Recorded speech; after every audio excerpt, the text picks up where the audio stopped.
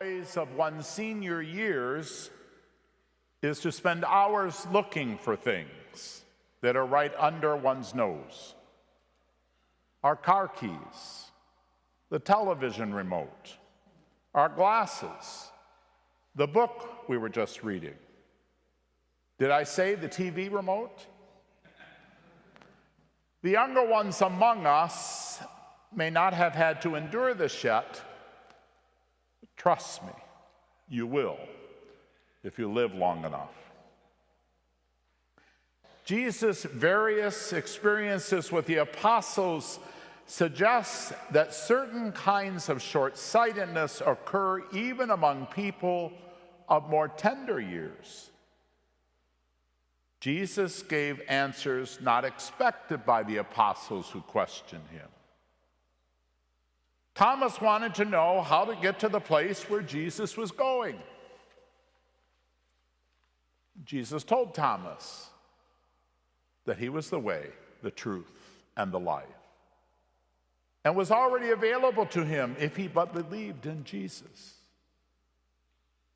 Philip wanted Jesus to show him the Father.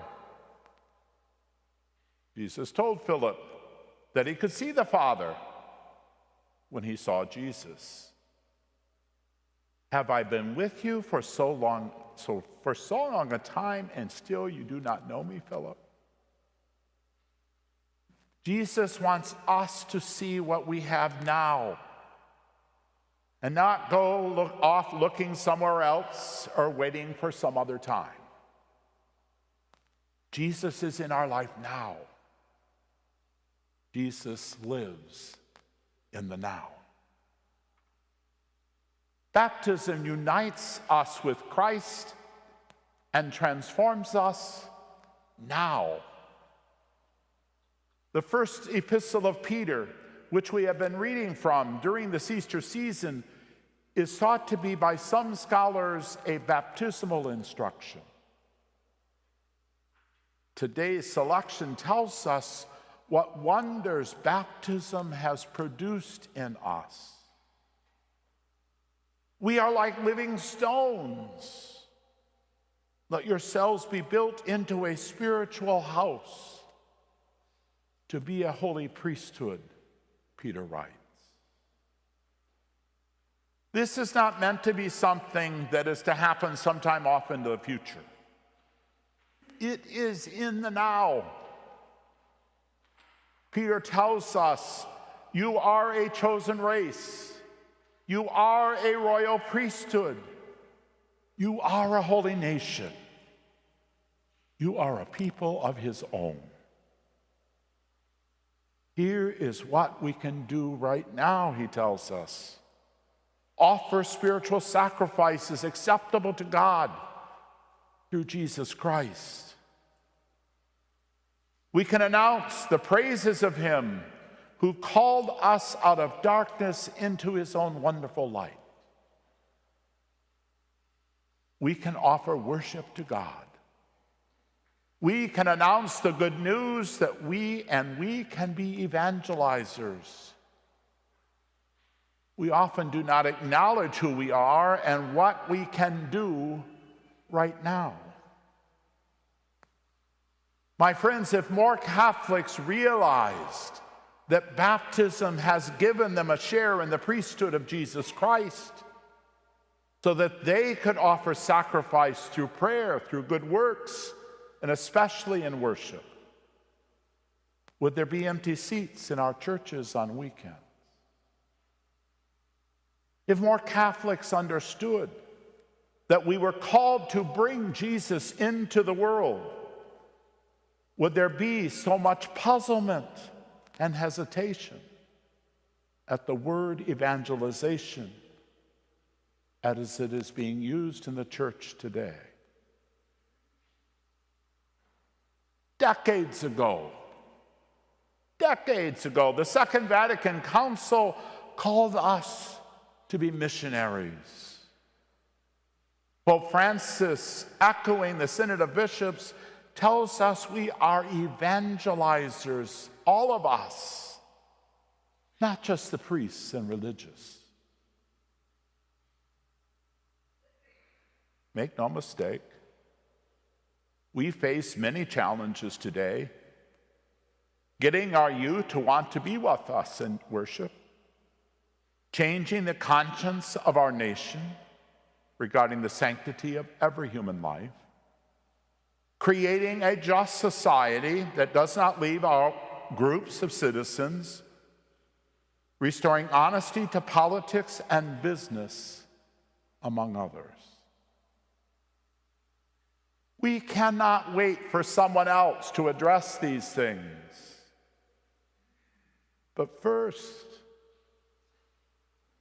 we have to acknowledge and recognize who we really are. The Lord has called us and given us the grace we need right now. We need to believe this, and we need to act on it now. We can waste a lot of time trying to figure out who is going to bring Jesus to the world, or who we can just get on doing it ourselves. Jesus says to us today, "Have I been with you so long, and you don't realize that I mean you?" Jesus tells his disciples, which means he's telling us, that he goes ahead of us to prepare a dwelling place for each of us. And he tells us that our lives are a journey to that special place.